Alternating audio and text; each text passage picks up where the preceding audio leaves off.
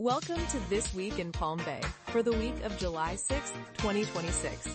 In this edition, we cover the upcoming municipal budget workshop, the impact of state line item vetoes, and the City Council's review of the Police Department's license plate reader policy. We also check in on the Citizens Accountability Task Force, cover planning and zoning board approvals, sweep the weekly business permits, and preview upcoming library and recreational events.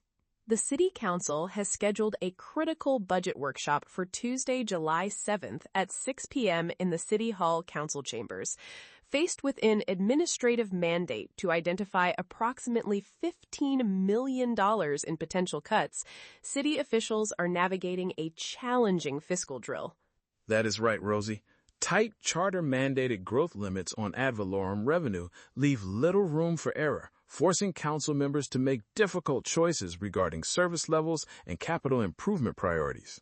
The city's financial planning has been further strained by Governor Ron DeSantis' late June line item vetoes, which eliminated $3.88 million in state matching funds across 5 local projects. The cuts defunded $1.68 million for the utility's SCADA cybersecurity network, $750,000 for traffic enhancements, $500,000 for Babcock Street widening, $500,000 for Fire Station 8 site construction, and $450,000 for the Regional Tactical Training Building. During council reports at the July 2nd meeting, Councilman Kenny Johnson initiated a review of the police department's automatic license plate reader policy, thanking staff for providing the most recent ALPR policy. Deputy Mayor Mike Jaffa proposed that council members individually review and redline the policy, bringing their comments back for a formal discussion at a future meeting. Critics of the current policy have highlighted possible issues after the recent U.S. Supreme Court ruling concerning warrantless geofencing and location tracking, specifically pointing to warrantless database queries, optional case numbers, global data sharing, and a 30-day database purge schedule that conflicts with Florida's 3-year public records retention laws. Next, the Citizens Accountability Task Force meets Thursday, July 9th at 6 p.m. in the council chambers. The Advisory Board will continue its oversight of the municipal budget and its ongoing review of the city's $435 million investment portfolio. In development news, the Planning and Zoning Board voted unanimously on 2 major development items at its July 1st meeting. The board recommended approval for case CP 2500004, the Isla 2 townhomes on 7.3 acres at Treeland Boulevard and San Filippo Drive. Member Peter Filiberto moved the recommendation with conditions requiring updated traffic and stormwater studies, which passed 5-0.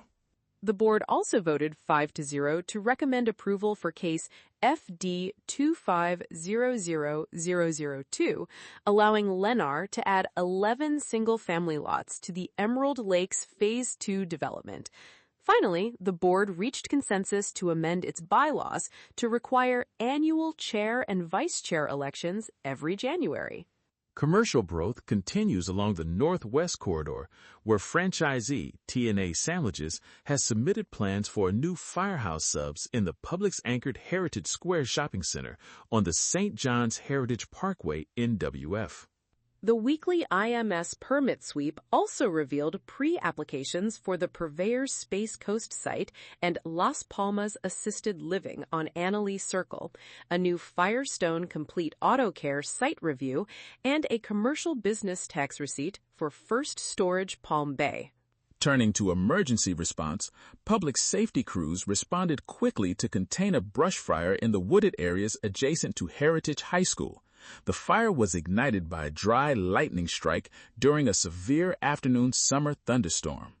Palm Bay fire rescue crews established containment lines and monitored hotspots along the St. John's Heritage Parkway NW corridor to protect school facilities and nearby residential neighborhoods.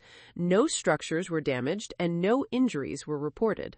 The Palm Malabar Boulevard Library branch has announced its July community events. The Sit and Knit program meets select Mondays at 2 p.m., welcoming beginners. Additionally, community support advocate services will be available on Tuesdays, July 14th and 28th from 9 a.m. to noon. Dr. Lisa Montgomery will assist residents with housing applications, SNAP benefits, and Social Security navigation. The library will also host the Mystery Book Club on Wednesday, July 22nd at 1 p.m., followed by a timed jigsaw puzzle competition from 4:30 to 7:30 p.m. Summer recreational activities are also expanding in Palm Bay. On Saturday, July 11th, the Palm Bay Aquatic Center will host a free movie at the pool night featuring a screening of the classic film Jaws from 7 p.m. to 10:30 p.m. A community-wide pickleball mixer for all skill levels will follow on Monday, July 13th from 6:30 to 8:30 p.m. Both events are free and open to the public. Commuters should anticipate temporary daytime road and lane closures from July 6th through July 10th. FPL contractor Pike Construction will perform utility construction requiring daily closures between 9 a.m. and 3:30 p.m. The affected areas include sections of Nighthawk, Higgs, Sealy, Kimberly, and Bassinger Avenues, with flagging devices and detours under Index 102603. That concludes this week's roundup. Read the full stories, access public records, and track local legislation on the Palm Bear website. Subscribe to the Palm Bear to receive these updates directly. Thank you for listening, and stay involved. This is the Palm Bear.